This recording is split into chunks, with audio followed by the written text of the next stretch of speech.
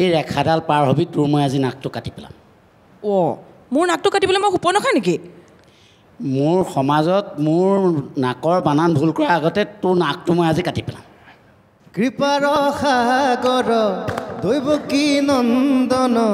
বিফল যৌৱন সফল কৰি দে গোবিন্দ ৰাম কৃষ্ণ তোৰে পৰীক্ষাৰ প্ৰশ্ন ইমানেই কঠিন সহজ কৰি দে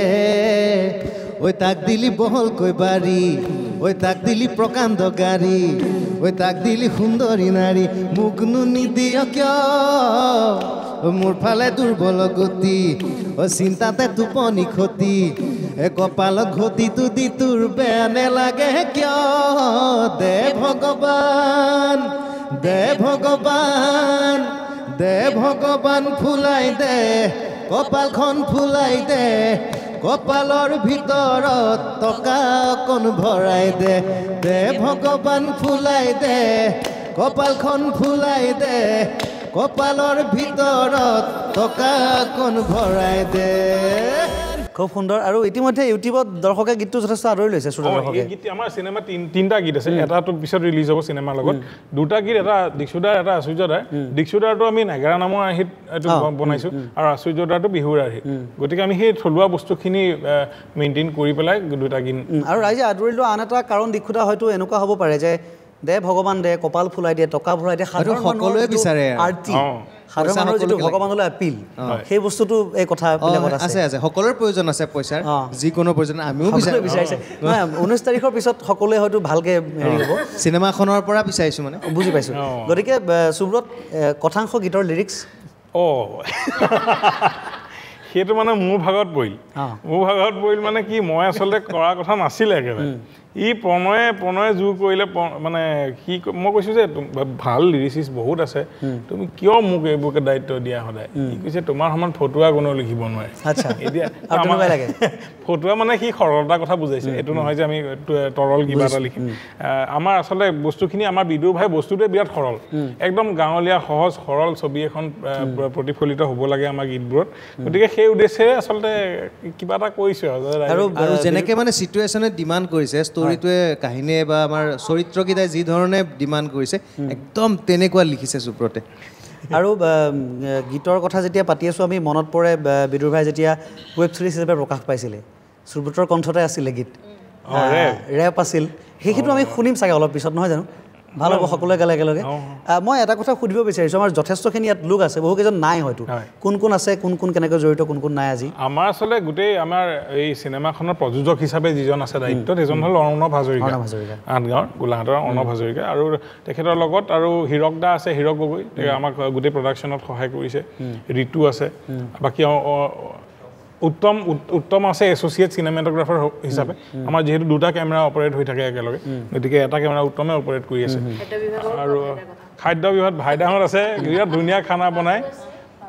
বাবু জ্যোতিষ্মান চেতিয়া এই নাম এইটো থাকিয়ে গৈছে এইটো বিৰাট ইম্পৰ্টেণ্ট যে মোৰ লগত এই কাহিনী চিত্ৰণ নহয় কাহিনী স্ক্ৰিপ্ট এই গোটেই বস্তুটোত সহায় কৰিছে জ্যোতিষ্মান চেতিয়াই মানে মই য'ত ফচি যাওঁ তাত সি মোক উদ্ধাৰ কৰে গতিকে সেই ধৰণে আমি বলিন আছে অভিনেতা আমি ক'লোৱে আজি নাই ইয়াত হেমন্ত দা এছ'চিয়েট ডিৰেক্টৰ হিচাপে আছে গতিকে এইসকল ব্যক্তি আমি আৰু কাৰোবাৰ নাম থাকি যাব পাৰে দেই জিতুমণি আছে আমাৰ হেৰি কণ্টিনিউটি ষ্টিলছ এইটো ডাঙৰ টিম হয় মানে এইটো টিমটো আচলতে বহুত ডাঙৰ সুব্ৰতে পিছতো কৈছে মোৰ নাম পাহৰি যাব পাৰোঁ বহুত ডাঙৰ টিম কিন্তু টিমটোত ইমানেই য়াং টেলেণ্টেড মানুহ আছে আৰু সেইখিনিয়ে সুব্ৰতক ইমান ধুনীয়াকৈ সহায় কৰিছে কাৰণ তাৰে যোগ্যতা তাৰ আছে সি বুলি কৈছোঁ সুব্ৰতক মোতকৈ বহুত সৰু কিন্তু মাজে সময়ে আমি কাজিয়াও কৰোঁ যদি সুব্ৰতে আমাক চবকে ইমান মৰম কৰে সেই মৰমৰ তাগিদাটো বহুত বেছি চিনেমাখনত হয়তো আমি যিমান টাইম আমি দিব লাগে মইতো সদায় বেলেগত কওঁ যে 12 ঘণ্টাতকৈ কাম নকৰোঁ ডাবল শিফ্ট লাগিব কিন্তু আমি কেতিয়াবা 14 ঘণ্টাও কৰোঁ 16 ঘণ্টাও কৰোঁ কিন্তু সেইটো এক্সেছ আমি এইকাৰণে কৰোঁ আমাৰ টিমটোৰ যিমানখিনি উৎসাহ আছে আৰু এই চিনেমাখনৰ কাৰণে যথেষ্ট আমি কষ্ট কৰিছোঁ সুব্ৰতেতো বহুত কষ্ট কৰিছে আৰু চবেই কষ্ট কৰিছে মই সেইকাৰণে বিজিবাৰ প্ৰথমতে এটা কথা উল্লেখ কৰিছোঁ যে টেলেণ্ট বা যাৰ লগত আছে তাৰ উপৰি এই টিমটোৰ কথা দলটোৰ কথা এই উঠা নমা কেতিয়াবা ফেইলিয়াৰ হৈছে কেতিয়াবা ছাকচেছ হৈছে তাত সকলোখিনি লগত থকাটো ডাঙৰ কথা চুমকি কছাৰী কাষলৈ আকৌ এবাৰ আহিব বিচাৰিছোঁ কথা নাপাতিলে ৰাইজে মোক গালি দিব পিছত যে এটা অলৰেডি এষ্টাব্লিছ কেৰেক্টাৰ যিটোৰ সৈতে ৰাইজে পৰিচিত সেই কেৰেক্টাৰটোৰ লগত বিদুৰ ভাই এতিয়া চিনেমা হিচাপে বেছি সময় দিবলগীয়া হৈছে নিশ্চয় ৱেব ছিৰিজখন কোভিড কালত আছিলে গতিকে সময়বিলাক কেনেকৈ মিলোৱা হৈছিলে সময়বিলাক মিলোৱা হৈছে মানে মই চিনেমা শ্বুটিঙৰ আগতে মই বেহৰবাৰী কৰি আছিলোঁ কিন্তু মোৰ দেউতা যোৱা বছৰ ঢুকালে তেখেত অসুস্থ হোৱাৰ পৰা মই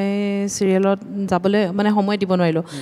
যিহেতু মোৰ ঘৰত ছোৱালী কি ল'ৰা নাই অকল ছোৱালীয়ে 3জনী তো মা অকলশৰীয়া হৈ যায় মাজু ভণ্টি বিয়া হ'ল তো মই বেছিভাগ ঘৰত টাইম দিবলগীয়া হ'ল কাৰণে মই চিনেমাৰ পৰা চিৰিয়েলৰ পৰা মানে আঁতৰিয়ে আছোঁ আজি এবছৰ হৈ গ'ল আৰু সুবিধা হ'ল কাৰণে আমাৰ গোটেই চিনেমাখন গোলাঘাটত শ্বুটিং হৈছে তো মই ঘৰত থাকি মাৰ লগতো আছোঁ এফালে চিনেমাটো টাইম দিছোঁ তেনেকৈ মিলিলে ভাল আমি এবাৰ ট্ৰেইলাৰত দেখিছিলোঁ যে স্নিগ্ধা ফুকনে শেহতীয়াকৈতো ফেচবুক লাইভ কৰি ধমকি দিছিলে স্বামীক এবাৰ ব্লগ বনাবলৈ লাইট চাইট লগাই লৈছে কিবা কিবি কেনেধৰণৰ ব্যৱস্থা এইবাৰ অকণ মানুহজনে পইচাটো আনি দিছে আৰু মোক বনাবৰ কাৰণে যাতে বাহিৰত গৈ মানে এনেই চেণ্ডেলি খাই নাথাকোঁ সেইকাৰণে বনাইছোঁ আৰু ঘৰতে তেওঁৰ সহায় লৈ পেলাই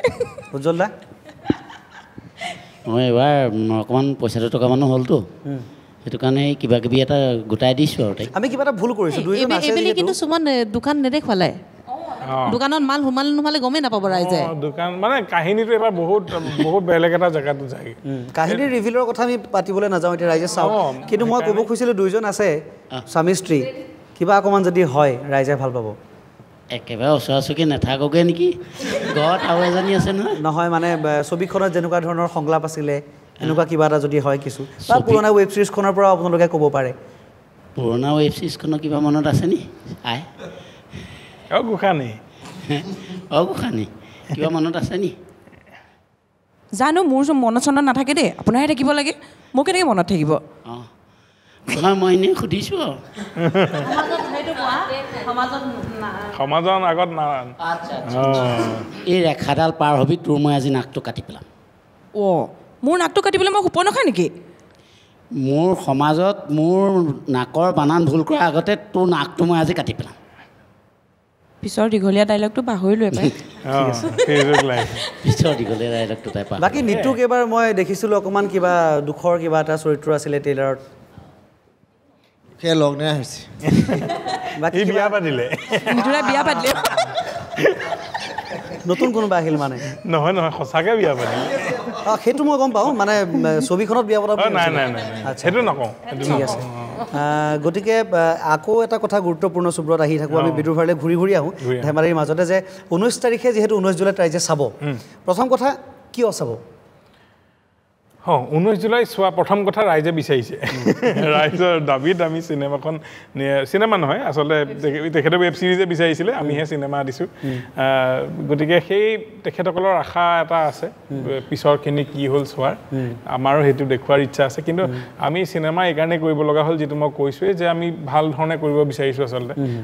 কাৰিকৰী দিশত উন্নত কৰিব বিচাৰিছোঁ বস্তুবোৰ কাৰণ ইয়াৰ আগত শ্ৰী ৰঘুপতি কৰিছিলোঁ এতিয়া আমি আচলতে আমাৰো মানদণ্ডটো কমাব বিচৰা নাই আমি বিচাৰিছোঁ যে তাতকৈ আৰু ভাল কিবা এটা কৰোঁ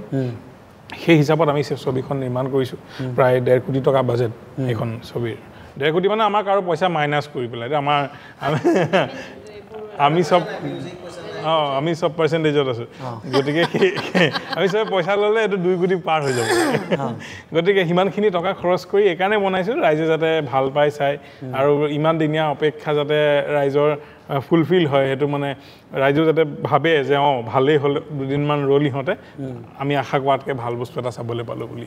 গতিকে সেই আমি কি বুলি কয় সেই লক্ষ্যৰে আগবাঢ়িছোঁ 19 জুলাই ৰাইজে কি কয় আৰু